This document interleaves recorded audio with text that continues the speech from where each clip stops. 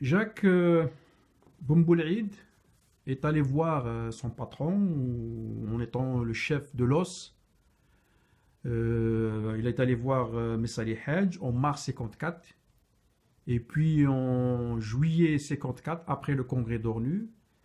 Et c'était quoi le but au juste pour qu'il voit Messali à deux reprises? Parce qu'on ne comprend pas vraiment.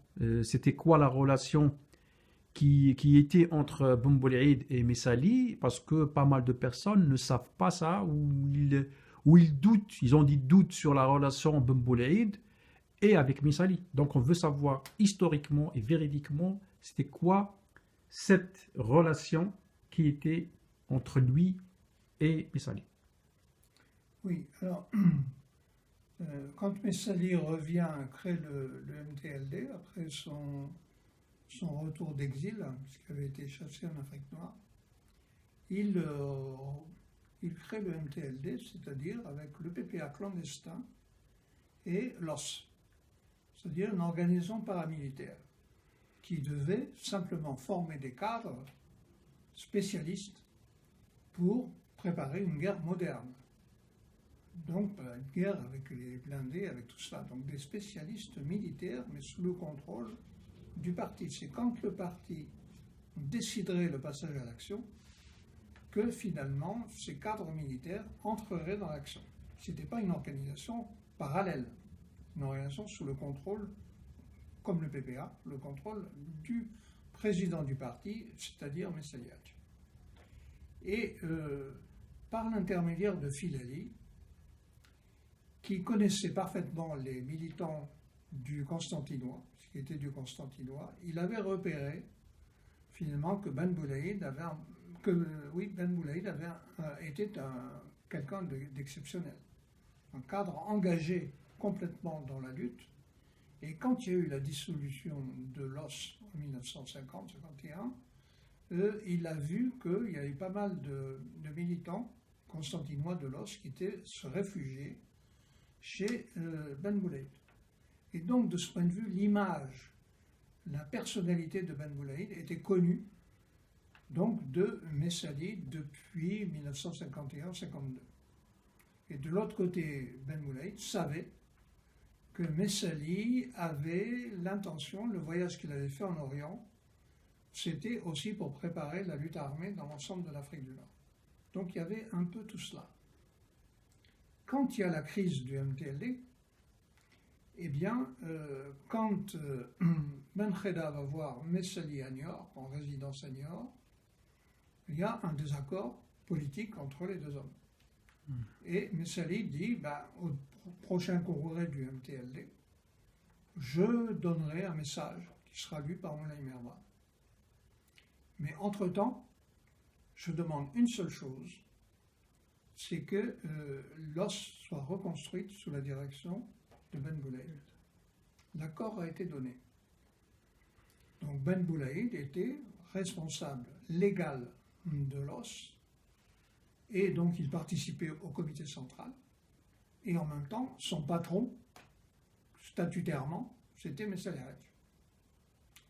Donc Ben Boulaïd va à plusieurs reprises, à 3 reprises, une réunion du comité central et il s'aperçoit que finalement ils étaient tous sur une ligne pro-chevalier, c'est-à-dire néocoloniale. Donc il est rentré dans les ORS et il a demandé à Chéni Bachir, il dit bon écoute, tu vas écouter ce qu'il raconte, mais ils n'ont pas envie de reconstituer l'OS parce que moi j'ai demandé à Derkli de me donner de l'argent, de préparer un truc, de généraliser, de faire mon boulot de l'OS. Et finalement c'était une niette, c'était non, non, non. Donc on va rester dans la neutralité, c'est-à-dire on attend de voir.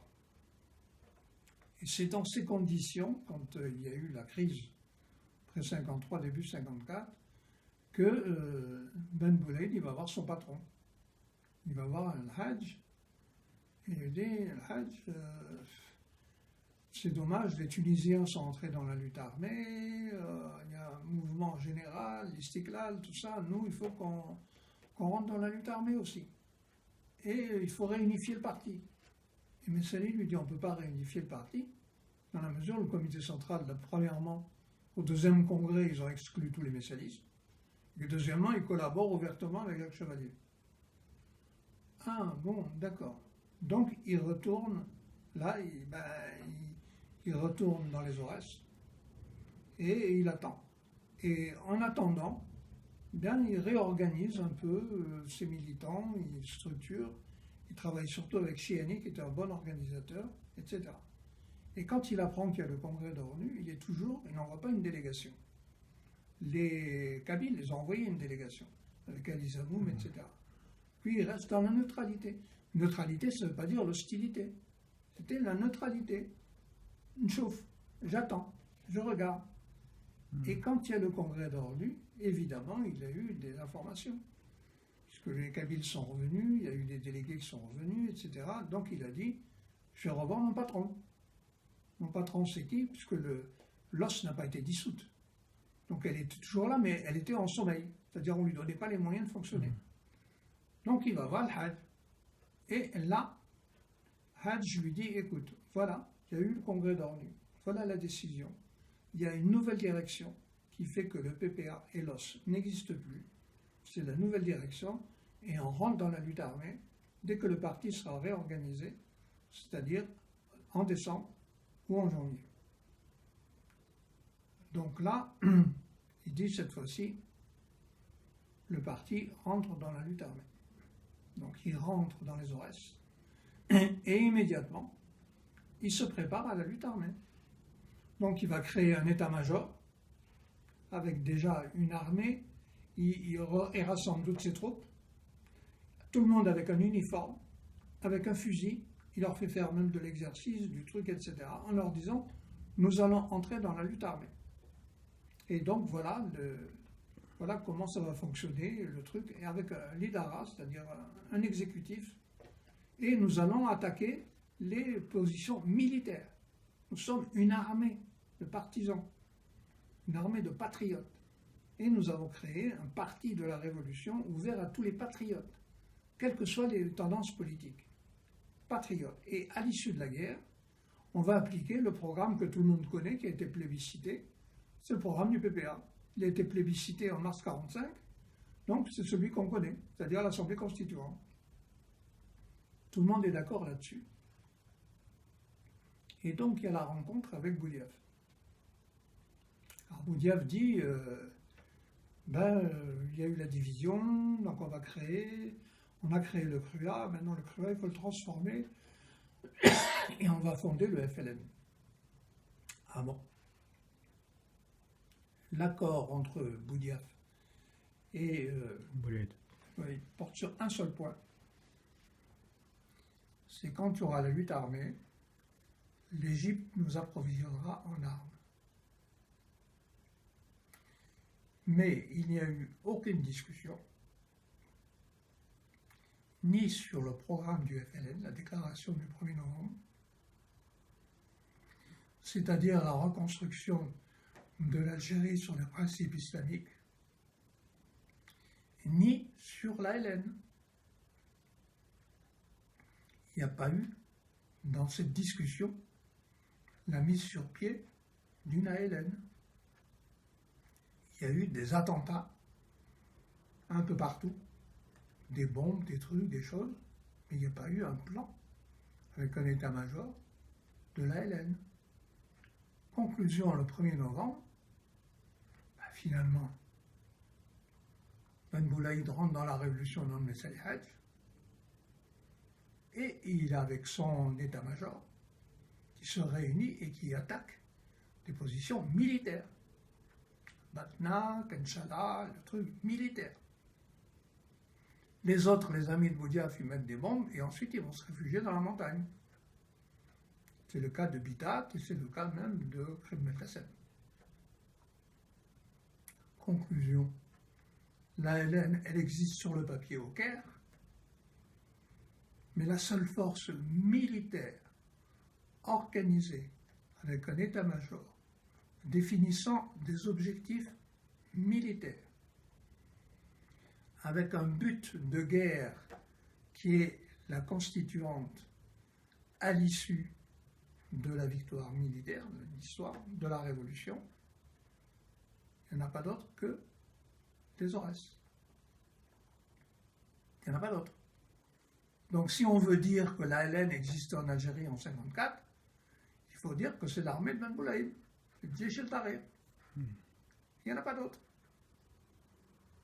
Et c'est la raison pour laquelle, dès le début novembre, il y a la 25e division aéroportée militaire qui va dans les Aurès. Et ils n'ont pas pu écraser le mouvement révolutionnaire dans la mesure où on était en plein hiver et que d'autre part l'essentiel de l'armée n'était pas revenu de l'Indochine. C'est comme ça que le mouvement n'a pas été écrasé dès le départ. Mais ailleurs, tous ceux qui avaient posé des bombes ont été arrêtés. Au mois de janvier, février, il n'y a plus de FLN. Et il n'existe aucune trace que Ben Boulaïd a diffusé la déclaration du 1er novembre. Il leur a donné à tous un macaron qui était le macaron de le portrait de Messalihat. Et en disant c'est au nom de Messalihat qu'on rentre dans la révolution. Donc voilà, donc toute l'histoire, il faut la réécrire. Toute cette histoire, c'est vraiment, quand on rentre dans les détails, voilà. Et comment je sais que la transformation que Ben Boulaïd est rentré, et pourquoi il est rentré dans la révolution, dans le Messalihat, c'est dans les discussions qu'il a eues avec l'Aïd. Et comment je sais ça? Je le sais par deux sources. Je le sais par Filali, à une époque où je travaillais au quotidien avec lui, et je le sais par Maître Deschézel, qui était l'avocat qui sera l'avocat de Ben Boulaïd et l'avocat de Messali. Donc j'ai deux sources qui m'ont été transmises. Et donc après, quand il y a eu le comité pour la libération de Ben Boulaïd, j'ai eu aussi d'autres informations, et notamment par Filali, parce que c'est lui qui a préparé et organisé l'évasion de Ben Boulaïd de la prison de Constantine. Donc voilà les sources.